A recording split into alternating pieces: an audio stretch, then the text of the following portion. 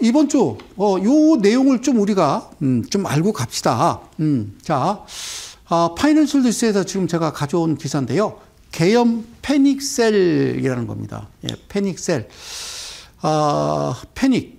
셀은 저 파는 겁니다. 바이는 사는 거고, 패닉셀. 계엄 패닉셀에 당한 개미, 예, 순매수 상위 10개 종목이 전부 다 손실이더라. 그래서 12월 3일, 예, 바로 그 일이 있던 날, 그리고 4일 날이 수요일이었습니다. 그날은 제가 방송을 못 나왔습니다.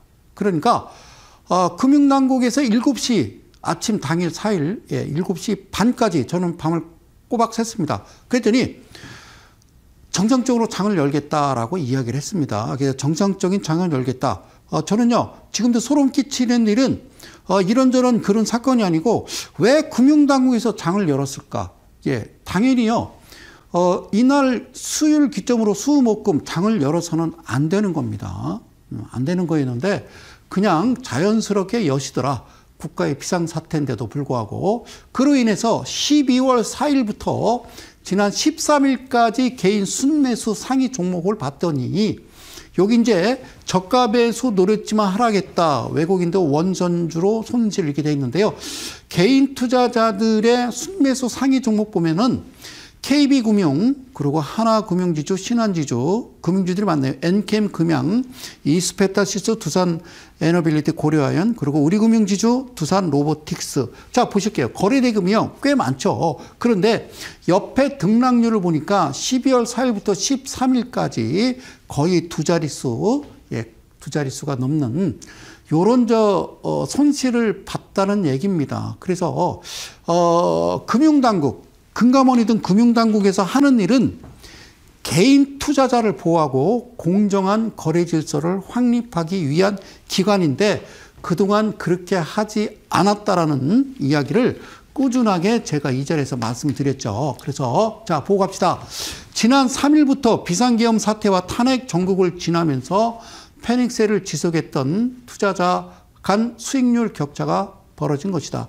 지난 11월 달로 갑시다. 11월 25일에서 12월 3일에는 이날 저녁에 있기 전 3시 반 장 마감 이 전까지는 개인과 외국인 순매수 상위 10종목 평균 수익률이 각각 마이너스 4.06과 플러스 7.9. 그러니까 개인은 마이너스 4.06이었고 그리고 7.94였다. 언제? 11월 25일부터 12월 3일 그날이 있기 전까지는.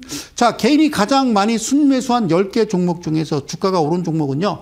없다. 전무하다. 하나도 없더라. 그런 얘기입니다. 그리고 구체적으로 개인은 KB금융, 하나금융지주, 신한지주, 우리금융지주, 즉 이런 금융주를 많이 담았고 이 종목들을 왜 담았을까? 그러니까 이들은 밸류업 대표 종목으로 꼽히는데 최근에 정치적 불확실성이 대두되면서 외국인 매도세가 거세졌고 이에 KB금융 마이너스 16%, 하나금융지주 마이너스 9.5, 신한지주 마이너스 12.23, 우리금융지주 마이너스 7.62 일제히 큰 폭으로 하락을 했습니다. 그러면 어떻게 했어야 될까요?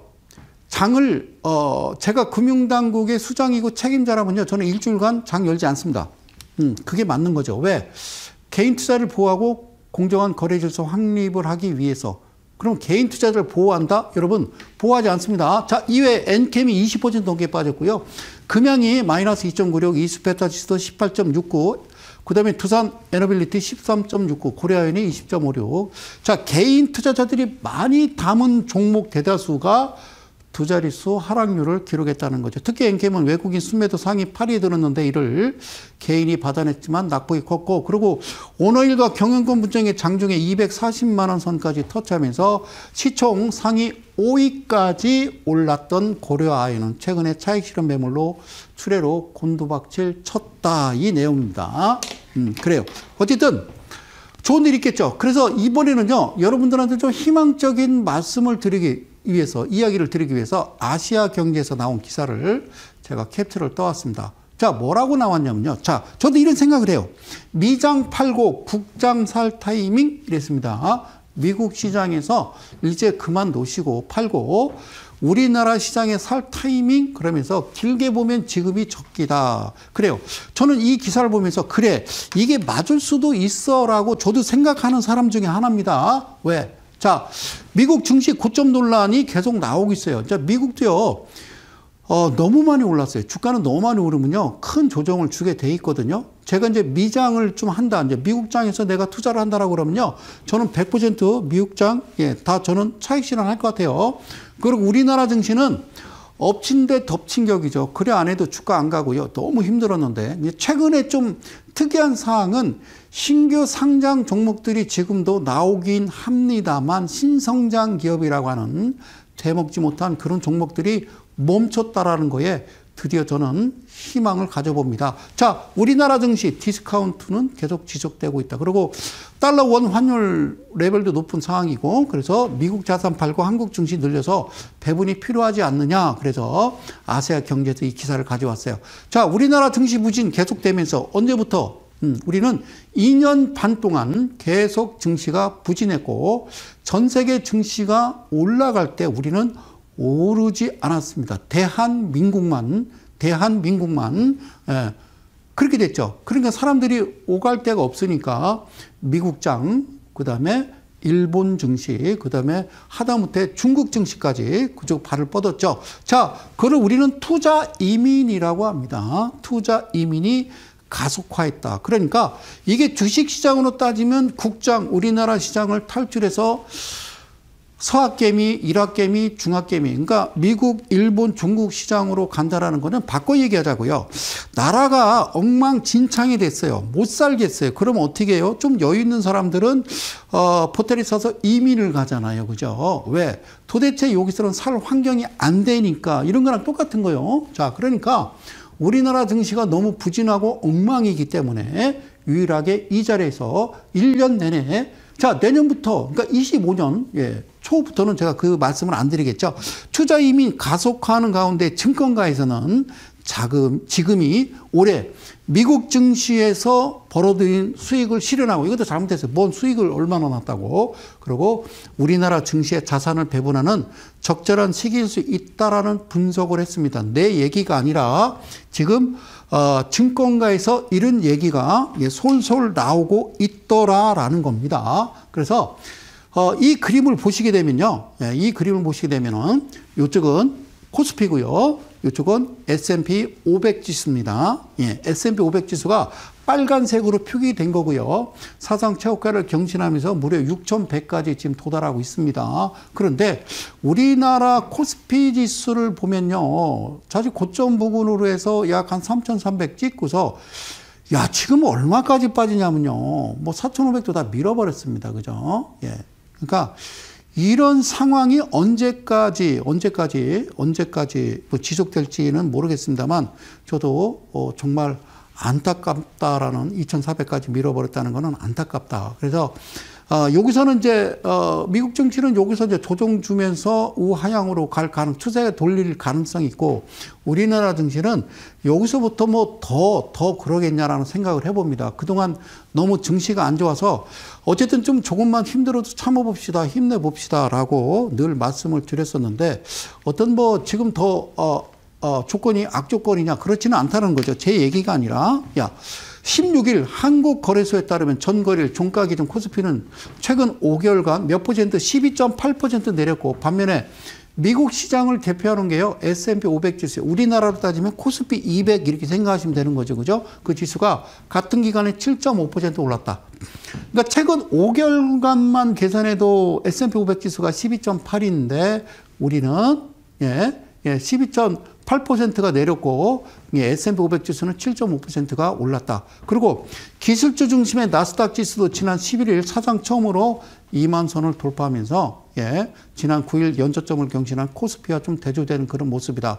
자, 정말 안타깝고 가슴 아픈 이런 이야기들을 계속 해왔죠. 그러면 그 원인이 뭐냐? 도대체 우리나라는 2년 반 동안 다 올라갈 때 우리는 왜 안 갔을까의 원인을 찾다가 드디어 이거구나. 그래서 찾은 게 바로 신성장 기업이라고 하는 특례 상장과 그리고 그동안 한계 기업이라고 하는 예, 하여튼 뭐 열심히 회사 운영해서 은행 이자도 못 내는 그런 좀비 기업들이 아직까지 살아있다. 그러니까 직원들 월급도 못 주는 그런 회사들이 지금도 개인 투자자들이 매매를 하고 있더라. 그래서 저는 끝까지 싸워서 여기까지 왔습니다. 그래서 밑에 하단에 증권가에서는 그간 미국 투자에서 수익이 많이 났다면 이제 어디로 우리나라 주식, 국내 주식 투자 고려해 볼 수 있다는 조언이 나온다. 그래서 최근 제기되는 조기 대선 가능성 이거는 모르죠. 시간이 가봐야 되는 거니까 그죠? 헌재 판결이 나야 되겠죠. 그죠? 자, 대선 가능성, 조기 대선 가능성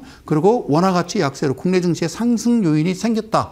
자, 여기서부터는 뭔가 정상적으로 돌아가지 않겠냐라고 생각하는 거예요. 그래서 내 얘기가 아니라 이 친구 바로 이웅찬이라고 하는 IM 증권 연구원께서 뭐라고 그랬느냐 이렇게 얘기했습니다. 물론 정치 불확실성이 장기화한다면 곤란하겠지만 장기화될 수가 없어요. 그래서 빠르게 안정되면서 내년 2분기 중에 2분기는 4, 5, 6월 달이 되겠죠. 자, 2분기 중에 예를 들어서 조기 대선이 치러질 가능성이 높아 보인다. 내 얘기가 아니라 이웅찬 연구원의 말입니다. 그래서 예산안 금액이 축소되는 방향으로 결정되기 때문에 내년 하반기 추경 가능성이 그만큼 열려 있다라고 볼 수 있다. 아울러서 원화 가치가 최근 급락세를 보인 점도 수출 기업에 긍정적인 영향을 미칠 것이다. 이렇게 설명을 했습니다. 그래서 여러분들은 좀 희망 섞인 이야기를 말씀을 드리기 위해서 이 내용을 가져왔고요. 요즘 뭐 계속 난립하는 뭐 정치인 테마주. 그러니까 어떤 종목이 우원식 국회의장의 그 지역구에 이 회사가 본사가 있더라. 그래서 올라가면 안 되는 거고요. 여러분들 저 스마트폰 그 처음에 나왔을 때 기억나십니까? 예, 스마트폰 나왔을 때 손으로 화면을 이렇게 밀면 화면이 이렇게 바뀌는 거예요. 그리고 손가락으로 이렇게 열면 화면이 커졌다 줄였다. 지금은 여러분들 다 그 화면을 쓰고 있기 때문에 그냥 그러려니 하지만 처음에 효자폰 쓰다가 그 휴대폰이 스마트폰이 나왔을 때 대단했어요. 그죠? 충격적이었어요. 저는 하여튼 갑자기 세상에 어떤 과학기술이 한 10년이 갑자기 한꺼번에 몰아닥치는 그런 상황을 저는 겪어봤어요. 그런데 자, 반드시 스마트폰은요, 손가락으로만 밀어야만 화면이 옮겨집니다. 손가락으로만 움직여야 화면이 움직이는데, 그렇죠? 그래서 어떤 사람이 목장갑을 끼고 이렇게 움직이면 안 움직여요. 그래서 반드시 장갑을 벗고 손으로 움직여야 되는데, 그런데 편의점에서 어떤 친구가 그 소세지를 하나 사먹고 한 입 베물고 장난 삼아서 소세지로 이렇게 밀었더니 밀리더라는 거예요. 그 다음날부터 그 기사가 나온 이후로 그 소세지를 만드는 회사가 테마주가 어디에 포함되느냐? 스마트 관련주에 포함이 되더라. 그래서 이거는 진짜 웃을 일도 아니고 이거 참 대단하다는 생각이 들어요. 뭐가? 주관사 여러분들이. 자, 지난주에도 방송에서 말씀드렸습니다만, 이 모든 것들의 외인과 기관, 즉 주관사들의 농락이기 때문에 여러분들 자기 편은 하나도 없다라는 것만 꼭 기억하시고.